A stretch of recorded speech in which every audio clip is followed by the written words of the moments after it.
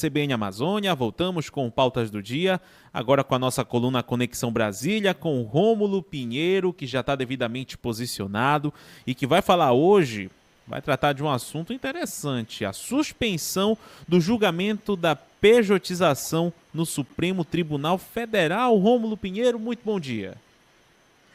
Muito bom dia, meu amigo Ronaldo Santos, e é claro que a gente, quando vem aqui, todas as quartas, sempre se preocupa em trazer um tema que passa por aqui por Brasília, mas que tenha a ver com o dia a dia do cidadão. É claro que tudo que se passa aqui vai ter um reflexo com o dia a dia do cidadão, mas algumas coisas são mais imediatas que outras. E essas são as situações, Ronaldo, que a gente procura trazer aqui para o nosso ouvinte.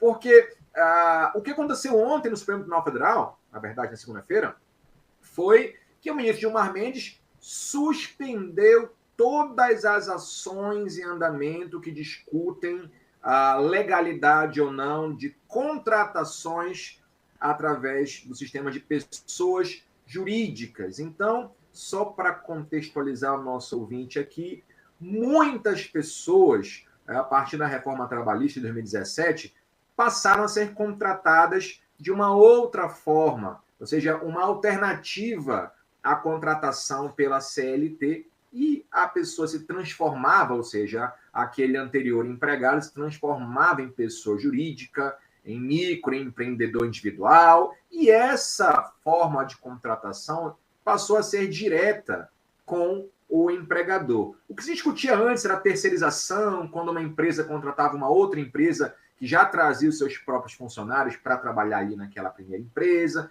Passou, então, a se ter uma contratação direta entre o empregador e o antigo funcionário, empregado, colaborador, que virou, então, uma pessoa jurídica. E aí os contratos ficaram entre pessoa jurídica e pessoa jurídica.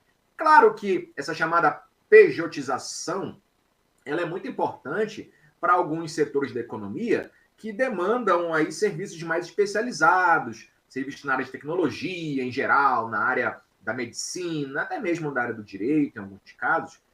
Mas, Ronaldo e amigos da rádio, o que acontece sempre é que muitas e muitas empresas, também olhando para um lado econômico, resolveram contratar pessoas jurídicas para as atividades em que havia uma relação de emprego e não uma relação de contrato por pessoa jurídica. Então, é aquela circunstância, porque se contrata-se alguém por pessoa jurídica, você vai afastar aqueles direitos trabalhistas que você tem aí como carteira assinada. Então, 13º, férias proporcionais, etc. Isso não é pago porque você está tendo uma relação de duas pessoas jurídicas.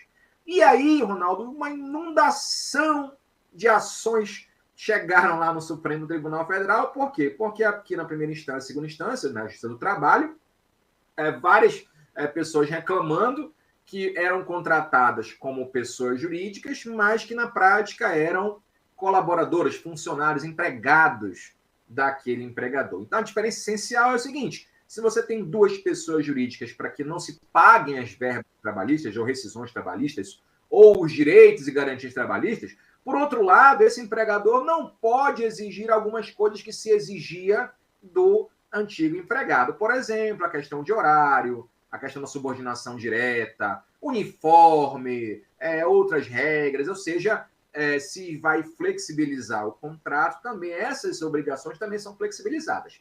Mas, Ronaldo, na prática, a gente percebe que não é isso que acontece em muitos casos.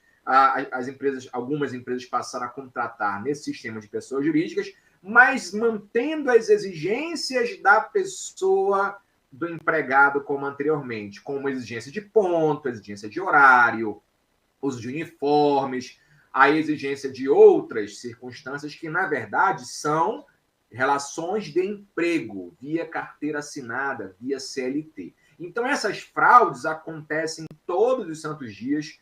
Empresas que contratam por PJ, como PJ, mas querem exigir obrigações como de subordinação de emprego, e isso gerou uma inundação de ações lá no TST, no Tribunal Superior do Trabalho, e isso repercutiu também no Supremo Tribunal Federal aqui em Brasília, ao ponto de, pela primeira vez, Ronaldo, em vários anos, o número de ações, de reclamações trabalhistas superou os das demais ações aqui no Supremo Tribunal Federal. Então, o número de ações cíveis, criminais, foi superado em até 42% pelo número de reclamações trabalhistas. E o ministro Gilmar Mendes já havia dado decisões. O próprio Supremo tinha dado decisões pela legalidade desse tipo de contrato. Mas veja qual é o ponto central. Agora, todas as ações que estavam em andamento discutindo essas relações estão suspensas, paralisadas, para que o Supremo, analisando um caso, que a gente vai chamar de paradigma, esse caso sirva de modelo para todos os outros. Ou seja, aqui a gente chama de repercussão geral. Esse caso que vai ser julgado vai ser de modelo para todos os outros que discutem essa relação de trabalho ou de relação PJ. E aí, Ronaldo, o que é muito importante a gente perceber? O que o Supremo vai decidir, está a ponto de decidir? E olha, quando eu digo a ponto de decidir, na verdade, talvez lá para o ano que vem, porque pelo andar da carruagem aqui no Supremo Tribunal Federal, isso não deve ficar para esse ano, prejudicando muitas pessoas que têm ações em andamento e agora terão que aguardar a decisão do Supremo Tribunal Federal.